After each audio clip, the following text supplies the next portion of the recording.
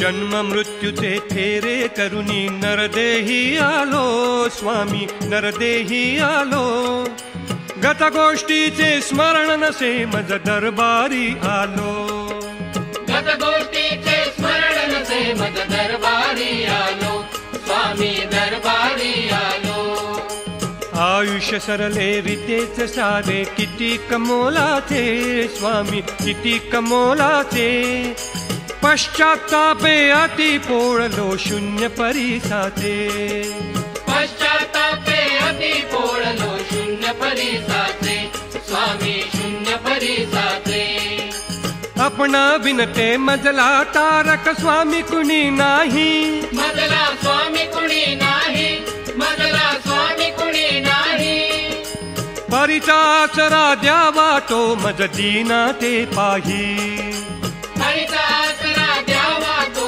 मज दीना ते पाही स्वामी दीना ते पाही भाव भक्तीचा शेला पुला संगे आणियला स्वामी संगे आणियला स्वामी संगे आणियला हृदयाचा हा मंचक करुणी सजविन शेजेला हृदयाचा हा मंचक करुणी सजविन शेजेला स्वामी सजविन शेजेला वैराग्याचा धूप जाळुनी करीन मी आरती स्वामी करीन मी आरती षड रिपुंचे श्रीफल फोडुनी नैवेद्य ही शांती षड रिपुंचे श्रीफल फोडुनी नैवेद्य ही शांती स्वामी नैवेद्य ही शांती सद्गुणांचे बदम आणिले स्वामी तुम्हा करिता मी हो स्वामी तुम्हा करिता श्रद्धेची मम खारिक आपणा अर्पियली आता श्रद्धेची मम खारिक आपणा अर्पियली आता स्वामी अर्पियली आता आपण माझे आराध्य दैवत दरबारी आलो स्वामी दरबारी आलो स्वामी दरबारी आलो भवसागरिया तारावे मज म्हणून मी आलो भवसागरिया तारावे मज म्हणून मी आलो स्वामी म्हणून मी आलो वटवृक्षाच्या छायेखाली निजानंदी बसला स्वामी निजानंदी बसला वत्साशी या लाभो आपुला कृपा पूर्ण ठेवा वत्साशी या लाभो आपुला कृपा पूर्ण ठेवा स्वामी कृपा पूर्ण ठेवा कल्पवृक्ष ते आपण मजला कृपातळी बसलो स्वामी कृपातळी बसलो संजीवन सेवेचे घेऊन दरबारी आलो संजीवन सेवेचे घेऊन दरबारी आलो स्वामी दरबारी आलो स्वामी दरबारी आलो स्वामी दरबारी आलो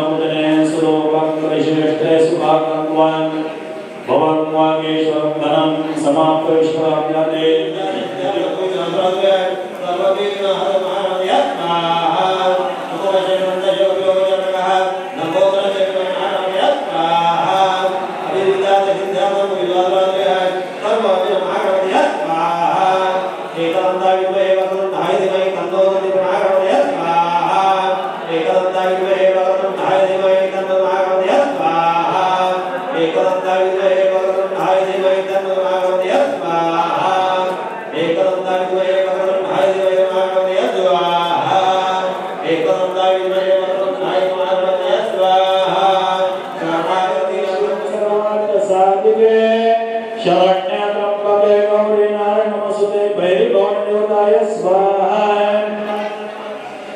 या देवी सर्वभूतेषु लक्ष्मी रूपेण संस्थिता नमस्तस्यै नमस्तस्यै कोटेश्वरी मातृदेवताय स्वाहा या देवी सर्वभूतेषु लक्ष्मी रूपेण संस्थिता नमस्तस्यै नमस्तस्यै नमस्तस्यै नमो नमः कोटेश्वरी देवताय स्वाहा या देवी सर्वभूतेषु लक्ष्मी रूपेण संस्थिता नमस्तस्यै नमस्तस्यै नमस्तस्यै कोटेश्वरी देवताय स्वाहा या देवी सर्वभूतेषु लक्ष्मी रूपेण संस्थिता नमस्तस्यै नमस्तस्यै नमस्तस्यै ओम पितृभ्यः स्वाहा ओम गौरीवाय स्वाहा ओम भगवाय स्वाहा ओम पुष्पदंताय स्वाहा ओम वरुणाय स्वाहा ओम असुराय स्वाहा ओम शेषाय स्वाहा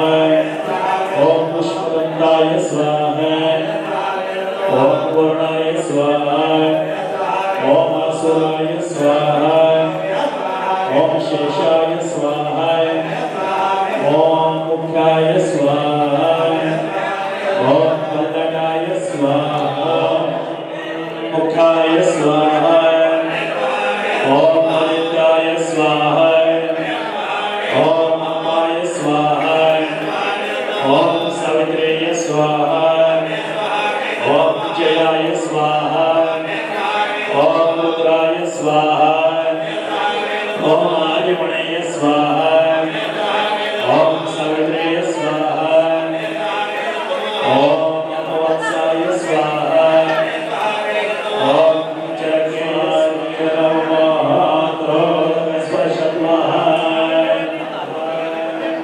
ओम यमाय स्वाहा ओम आत्रोस्पर्शत्वाहा चला पुढचे एक मान ओम महायोगाय स्वाहा ओम महेश्वराय स्वाहा ओम विशेषणेय स्वाहा ओम काकिनेय स्वाहा ओम कंकलाय स्वाहा रुद्रवेदाय स्वाहा विरूपाक्षाय स्वाहा ओम शुष्पाय स्वाहा ओम कालवेदाय स्वाहा कक्षताय स्वाहा ओम कालप्रियाय स्वाहा रत्नाश्राय स्वाहा विश्वरूपाय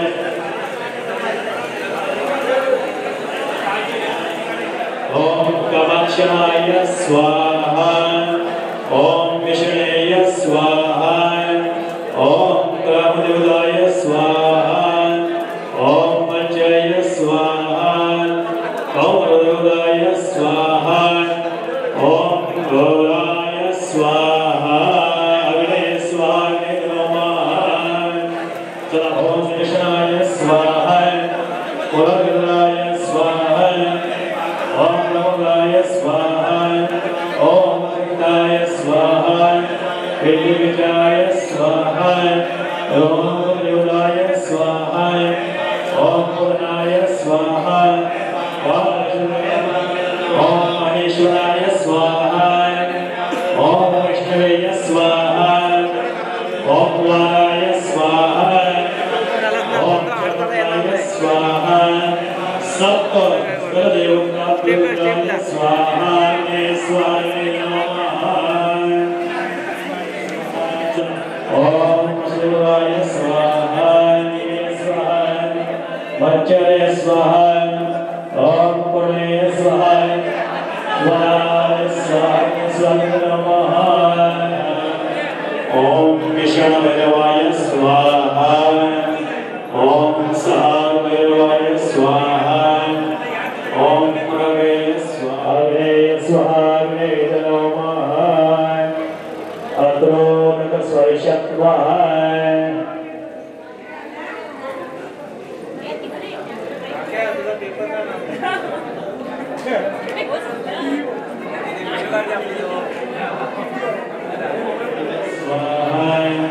द्वादशरूपाय स्वाहा ओम गंधर्वासुराय स्वाहा सप्तयक्षुराय स्वाहा अग्ने स्वाहा अग्ने नमः ओम खड्गंगाय स्वाहा ओम गौतमाय स्वाहा ओम अक्षुराय स्वाहा जमदग्नेय स्वाहा अत्रोरकस्पर्शत्वः प्रार्थना नमस्कारं करोमि।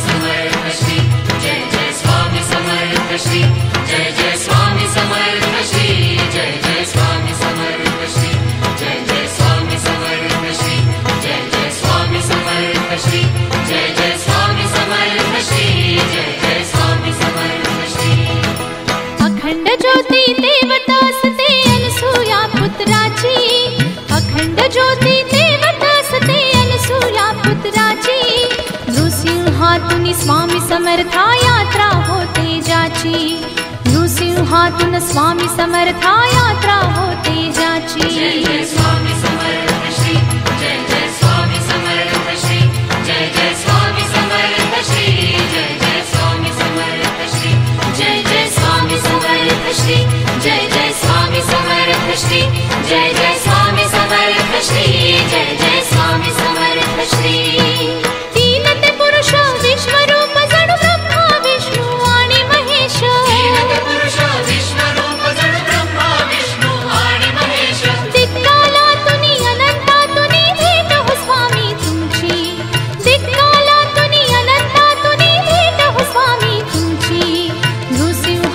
स्वामी समर्था यात्रा होते जाची नृसिंहातून स्वामी समर्था यात्रा होते जाची। जय जय स्वामी समर्थ श्री जय जय स्वामी समर्थ श्री जय जय स्वामी समर्थ श्री जय जय स्वामी समर्थ श्री जय जय स्वामी समर्थ श्री जय जय स्वामी समर्थ श्री जय जय स्वामी समर्थ श्री जय जय स्वामी समर्थ श्री।